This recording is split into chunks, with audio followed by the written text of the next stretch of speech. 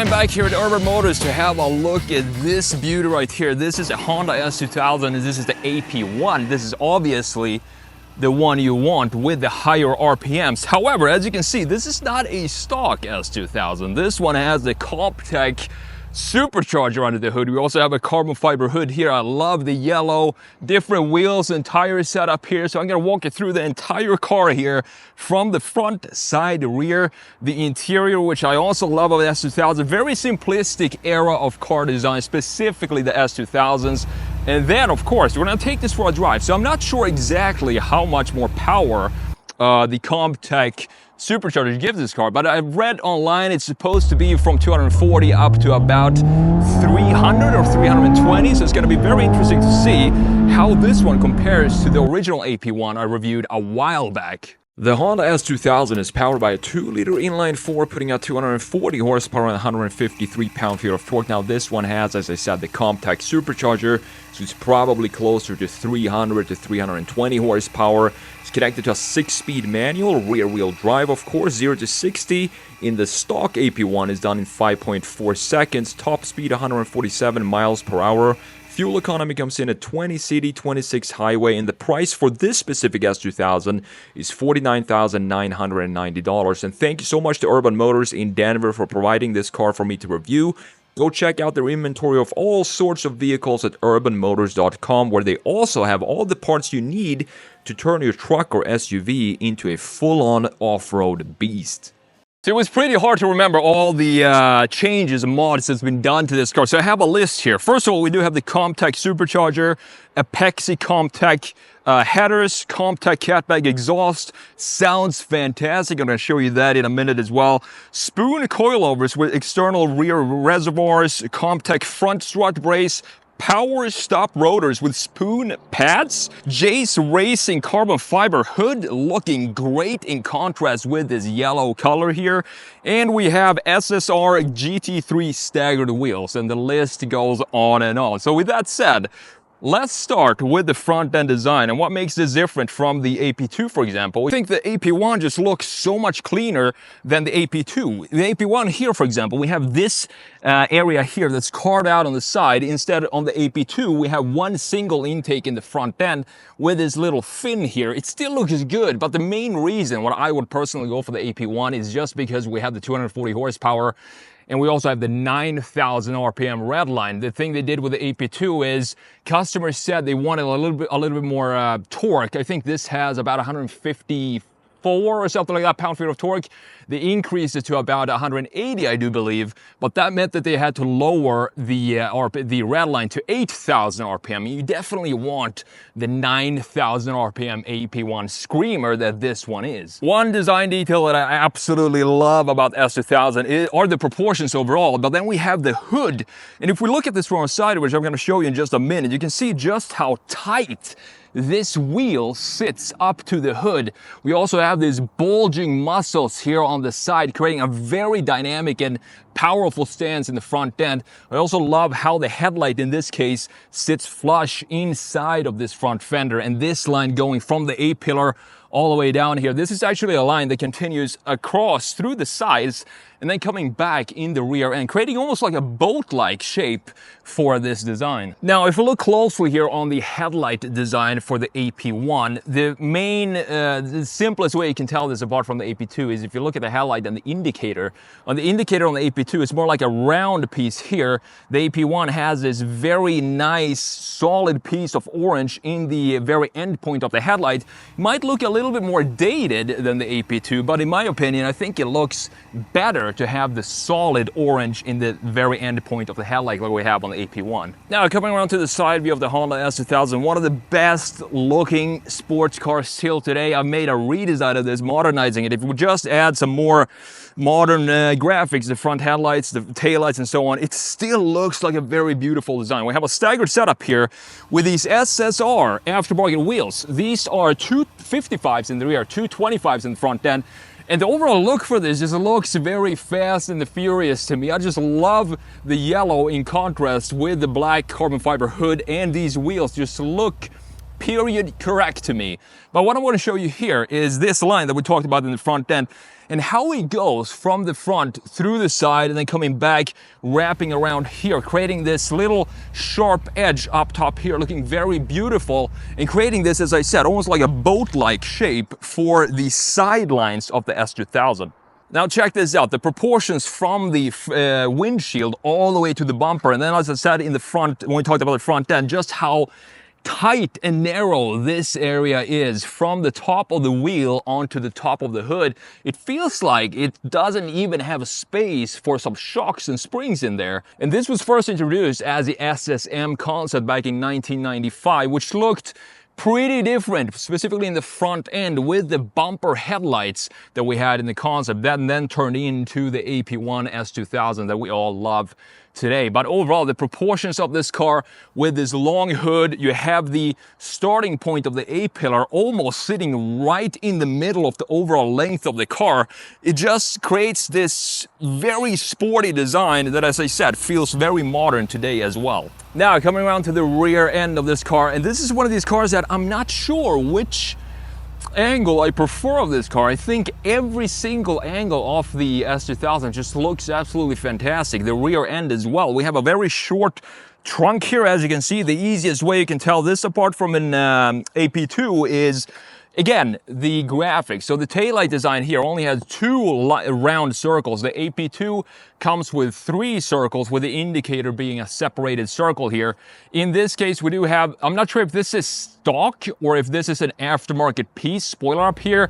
Personally, I'm not so sure about this because I like how the original sits, because this brake light here almost acts as a little bit of a nail spoiler back here in the back. So I would probably personally remove this, but I think in yellow it still looks pretty good. Again, the simplicity of the graphics just comes back here in the rear end as well. Now, another reason why I prefer the AP1 over the AP2 when it comes to the exterior design, if you look all the way down here, this has a Compact Sport aftermarket exhaust, but if you look at the integration of the diffuser here, the AP1 came with this more separated styling for the diffuser, which I personally like better than we have on the AP2, where it feels like the diffuser just sits within a part of the bumper. It doesn't really have this separation from the yellow to the black like we have on the AP1, which I think looks a lot better. We have a clear separation here from the top half of the graphics, lower half of the graphics, with a solid bumper in the middle, which I think we should bring back more of this type of styling.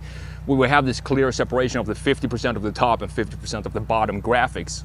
Let's check out the interior of the Honda S2000 AP1. The first thing you see here is this phenomenal rev counter in the middle of this tachometer, which I do believe was one of the first digital tachometers in production came from the S2000. I love how everything here is extremely simplistic, and I'm 6'1", 6'2", and I do fit pretty well in here.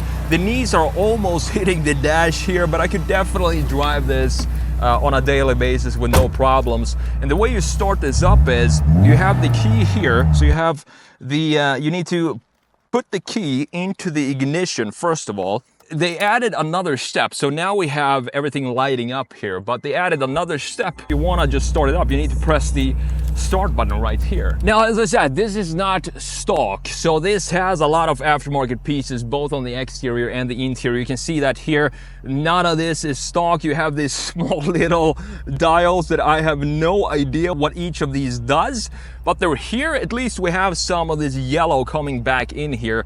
Love the layout here. We have one simple vent for the passenger.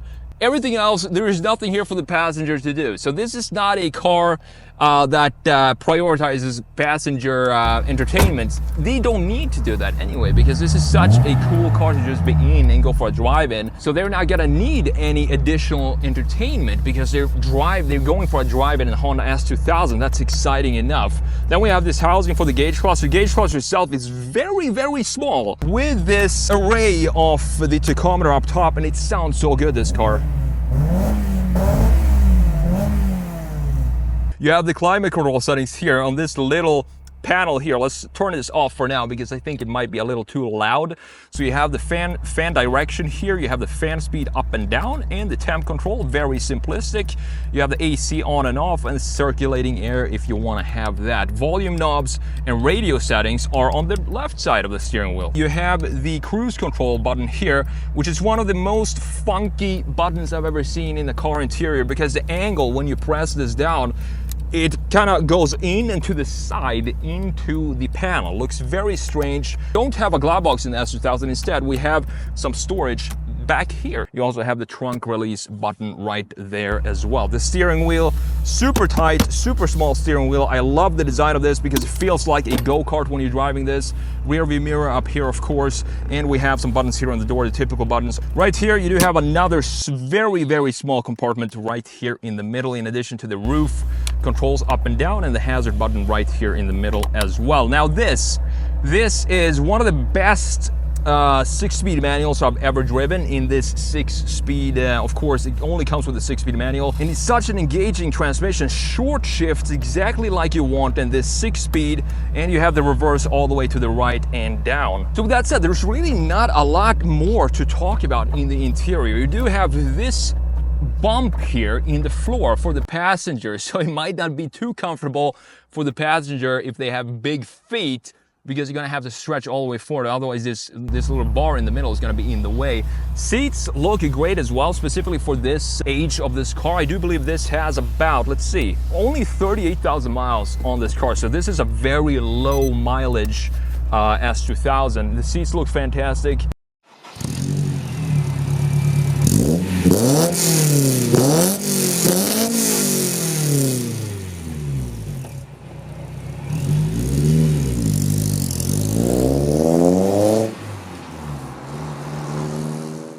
Alrighty guys, let's see what this supercharger is all about. First of all, it sounds fantastic. It sounds a lot louder than a stock S2000, of course, with these aftermarket exhaust pipes. And overall, I think the S2000, the way it looks originally in stock form, is still a very beautiful car. But I do think if you just mod it a little bit, it feels like one of these cars that is just sort of like the 350Z. It suits it to be modded a little bit.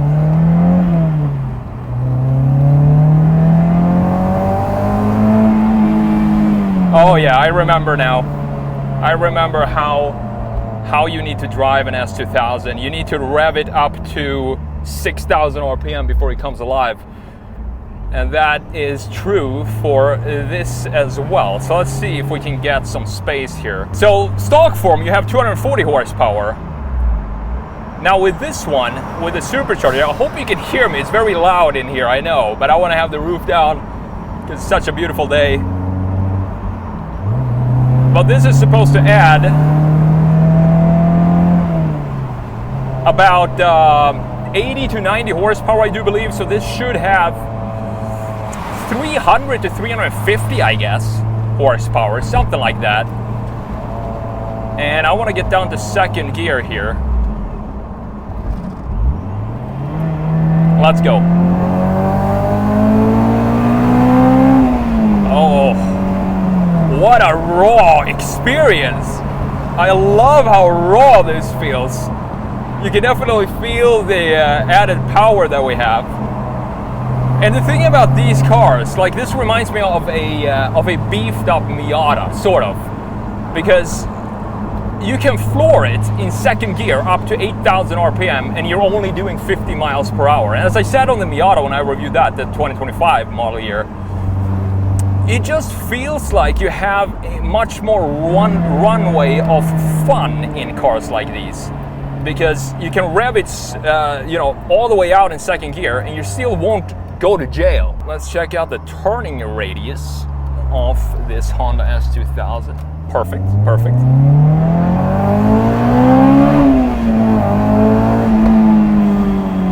Oh, I love this car. I don't care if it's a little bit cramped in here. We're at a red light, and you know what that means. Let's go.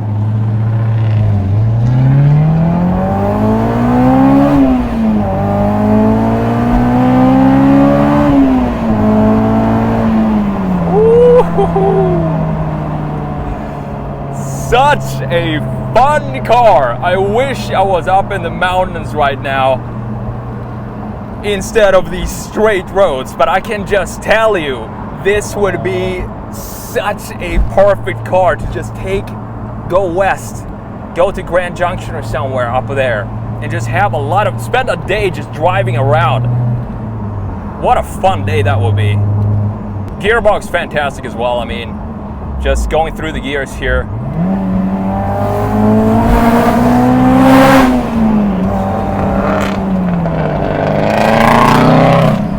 Such a raw sound. So one mod that I would definitely do myself that we have on this is the exhaust. The exhaust just adds so much to the experience of driving it. And this is definitely not something, this does 0 to 60 stock in about 5.6 or something like that seconds. And this is, EVs today, they do 0 to 60 in 2 seconds. But this is the thing with cars like this. Doesn't matter if they're slower, they're still gonna be so much more fun. It just plays to a lot more senses than any EV doing 0 to 60 in 1 second. Huge thanks to Urban Motors here in Denver for providing this car for me to review for you guys today. I had a lot of fun. I'm sure, if you can't tell, it was a lot of fun reviewing this car. If you're interested in this, it is for sale at Urban Motors. I'm gonna link it down in the description, so go check it out, and their full inventory here if you're interested. And thank you so much for watching, and I will see you in the next video.